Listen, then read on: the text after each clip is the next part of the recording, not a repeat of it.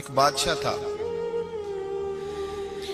بادشاہ جو ہوتے تھے ان کے اپنے اپنے مزاج ہوتے تھے. اس بادشاہ نے 4 5 6 کتے رکھے ہوئے تھے اور کتے بڑے بڑے کتے تھے اور بڑے وہ خونخوار کتے تھے, چیر پھاڑ کھا جاتے تھے, شیر جتنے ان کے قد تھے.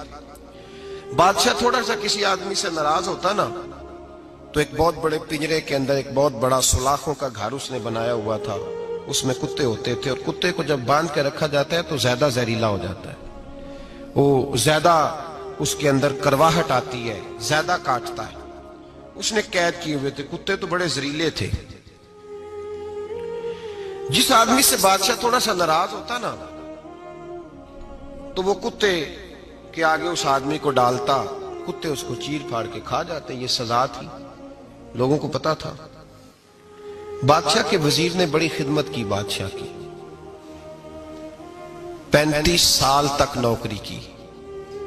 لیکن ہر سورج نے غروب تو ہونا ہی ہوتا ہے نا, ہر چاند نے ڈلنا بھی ہوتا ہے.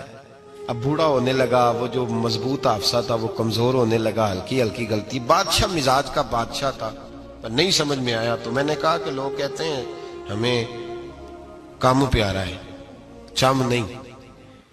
تو رشتہ وفا کا تھا ہی نہیں.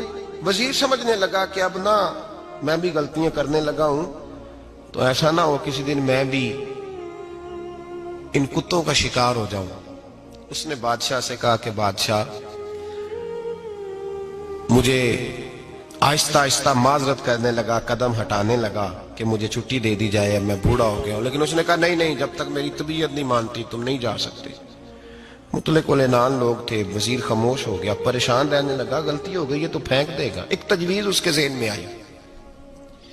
وہ جو پنجرے, کتوں کے پنجرے پر محافظ بیٹھا تھا نا, جو ان کو کھانا ڈالتا تھا, روٹی ڈالتا تھا, گوشت دیتا تھا, اس کو ایک دن کہنے لگا یار تیری ڈیوٹی ہے سارا دن کتوں کو کھانا دینے کی, گوشت دینے کی, تو 2 4 دن ڈیوٹی مجھے نہیں دیتا؟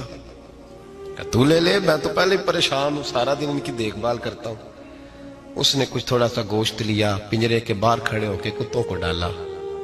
اگلے دن تھوڑی روٹیاں لے آیا, کتوں کو ڈالی. 2 4 دن, ہفتہ, مہینہ, سال بھر, جتنا اس کو موقع ملا وہ دن بھر خدمت کرتا. بس وقت ایک دن آ گیا,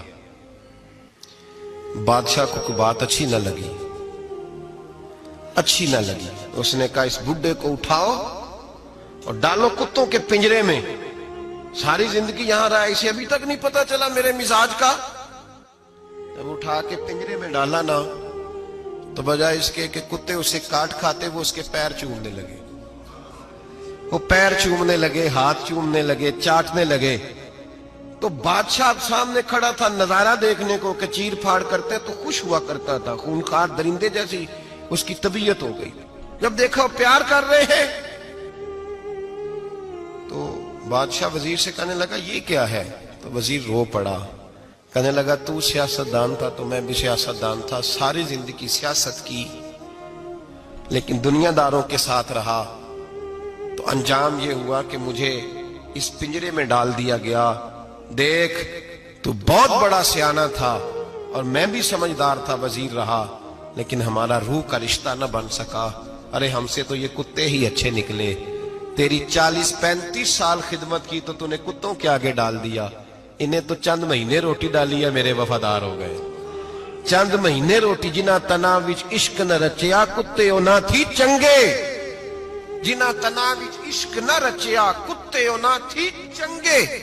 مالک دے کر راکھی کر دے سابر بھوکے ننگے. اور بابا بلے شاہ صاحب فرماتے ہیں تو راتی جاگے تے شیخ صدا میں, راتی جاگ دے کتے تے تیتھوں اتے مالک دا در مول نہ چھڑ دے. پاویں مارو 100 جتے تے تیتھوں اتے رکھا سکھا کھا. دنے جار رکھاں وچ ستے تیتھوں اتے ایک برکی دا قدر پچھانن. پاویں مالک ہو من ستے, ایک برکی دا اوپر کھڑے ہو کے کام نہیں کرانا پڑتا کہ میں کھڑا رہوں گا تو کام صحیح ہوگا, جاؤں گا تو نہ. ایک برکی دا قدر پچھانن پاویں مالک ہو من ستے. پھر اپنے آپ کو مخاطب کیا, کہنے لگے اٹھ بلیا, چل یار منا لے نہیں تے بازی لے گئے.